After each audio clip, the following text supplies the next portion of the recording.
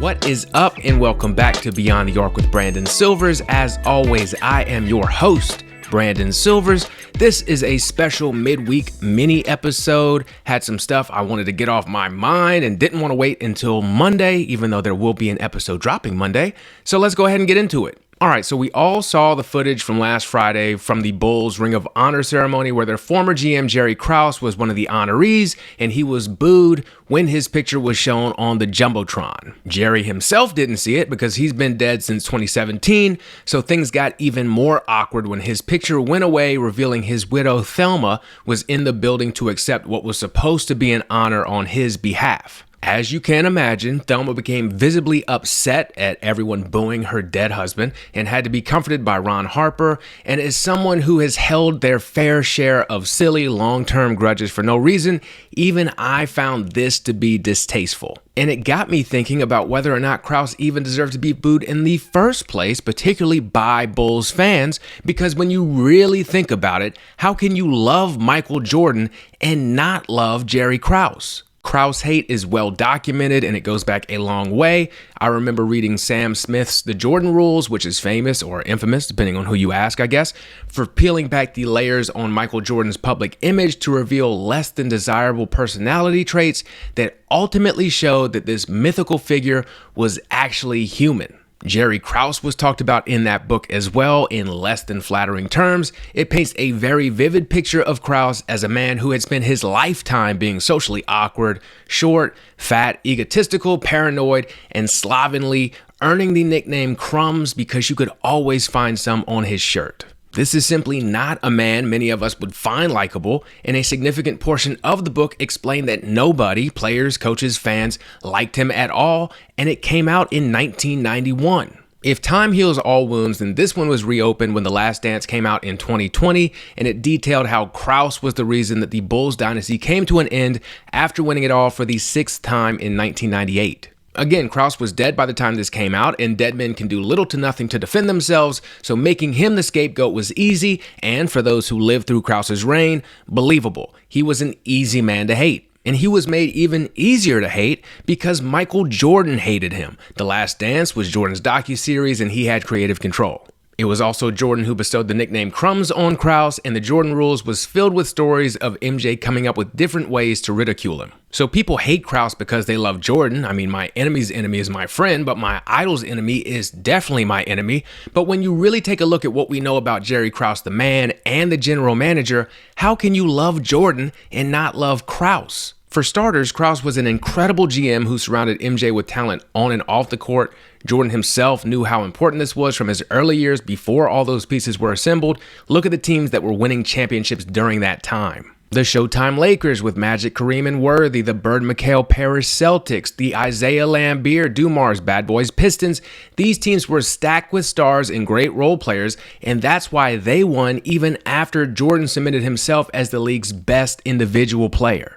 Of all the changes the league and the game have gone through, this is one of the few things that has remained the same. Having the greatest player of all time is a hell of a piece to start with, don't get me wrong, but Krause was able to surround him with everything he needed to overtake the teams I just mentioned and climb to the top of the league and stay there. He hired Phil Jackson, found Scottie Pippen, traded for Bill Cartwright, put together all these pieces for MJ and the Bulls' first three-peat, a three-peat that put MJ at the time at the top of the more reasonable greatest player ever conversations that were had back then. He put together a team so good that after Jordan retired to go play baseball, they still won 55 games. Then, when Jordan returned at the end of the 94-95 season and the Bulls lost to the Magic in the playoffs, Krause reloaded by trading for Dennis Rodman, which kicked off another three-peat, including the first 70-win season in NBA history. Michael Jordan was going to be Michael Jordan no matter what. He was going to end his career as the most accomplished player ever in terms of individual accolades. But the team success, the rings, that's what took his legacy to the next level, and you don't get that without Krause. The same legacy that Krause inadvertently preserved by blowing up the dynasty after that 1998 season. All dynasties end, and they never end well. Look back at those teams we just talked about. The last image of those Celtics is a pitiful series against the Pistons that saw Bird shoot just 35% from the field. for those bad boy Pistons is them leaving the court before the game was even over near the end of a sweep against these Bulls. The Showtime Lakers had possibly the worst ending of all, losing in 5 games to give these Bulls and Jordan their first NBA title, and then months later having a press conference where Magic announced he was retiring immediately due to having contracted HIV. These are dynasties we still talk about, but not quite in the same way we talk about those Bulls, because those Bulls got a storybook ending with Mike hitting the championship winning shot to cap off that dynasty and his time with the franchise. That shot helped those Bulls remain undefeated in 6 finals appearances. Think about the role that plays when we talk about not only that team, but Jordan himself. Do we still talk about either in quite the same way if they got the ending that every other dynasty got? We talk about them winning it again in 1999 simply because we never saw them lose when Jordan played a full season, but no team has won 4 straight titles since the NBA-ABA merger, and the safe bet was that these Bulls wouldn't have either. Remember, one of the main plot points in The Last Dance was just how hard it was to win it all in 1998. Pippen missed the beginning of the season recovering from surgery, a surgery he'd put off to be petty, but one he needed due to injury. Those deep playoff runs were taking their toll. He finished that season in those finals being little more than a decoy due to back spasms. The Last Dance shows how exhausting it was for Jordan to carry the load without him. Did he have another full season and deep playoff run in him the next year, or would his body have continued to break down? Would Dennis Rodman have been able to hold it together mentally another year? He played for the Lakers that next season. Remember how that went? And then there's MJ himself. The grind had worn him down. He would have been 36 when the 1999 playoffs came around, back when 36 years old was old for an NBA player. How much more did he have left in the tank? On top of that, in the 98 offseason, he sustained an injury to his right index finger in true Jordan fashion by slicing the tendon with a cigar cutter. It required 2 surgeries to fix, and it affected his ability to grip the ball. He claims it didn't play a role in his decision to retire, but who knows how he would have looked out there that next season. And who knows how the rest of the team would have looked. That was that lockout shortened season, so maybe the fewer games would have helped Jordan, Pippen, and Rodman be fresher, but what about the rest of the team? There are plenty of examples from that season of guys showing up incredibly out of shape from not working out because they didn't think there'd be a season at all. Shout out to Sean Kemp. Who's to say that wouldn't have happened to those Bulls? The odds were stacked against them. What does a loss to the Knicks or Pacers or even the Spurs in the finals do to their story, to their air of invincibility, to Jordan's legacy? Krause protected that all by blowing it up. But the main reason people who love Michael Jordan should love Jerry Krause is because at their core, they are one and the same. They certainly have glaring superficial differences in appearance and perception. Mike was everything Krause wasn't: tall, athletic, cool, kind of like me. But these were 2 men driven by ego who were willing to do whatever it took to win, even if it meant being an asshole, and they were assholes who won a lot. Can you imagine Michael Jordan being Michael Jordan and winning all he won and accomplishing all that he did if he was this warm and fuzzy guy who was yearning to be loved?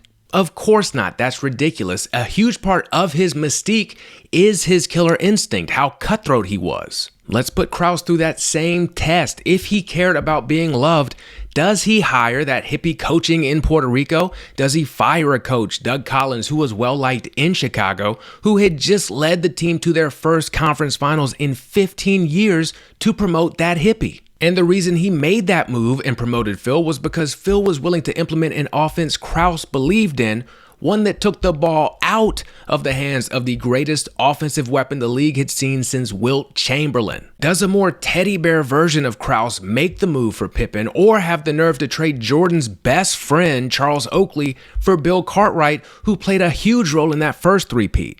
Imagine a general manager in a world where the Lakers mortgage their future by trading for an over-the-hill Russell Westbrook because LeBron wants to, telling their star, a star the magnitude of Michael Jordan, hey, your best friend is gone so that we can win more games. Go look at Thanasis Antetokounmpo's name on the Bucks roster and tell me who, if anybody, could pull that off today.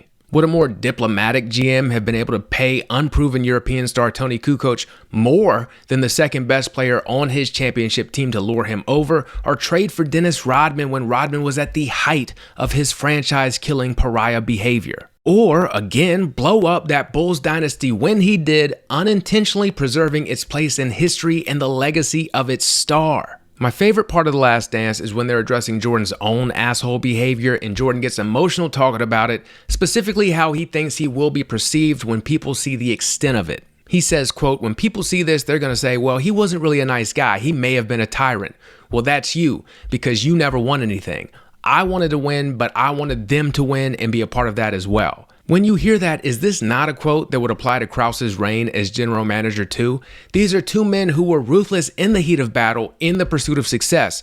This ruthlessness was both a feature and a bug, intertwined with their success in the same way their successes were intertwined. You can't have one without the other, and for that reason, you can't cheer Jordan and boo Jerry Krause. All right, that'll do it for this midweek mini. Appreciate you watching, listening, rating, subscribing, reviewing, and sharing. Hope you have a great rest of your week, and I will see you Monday.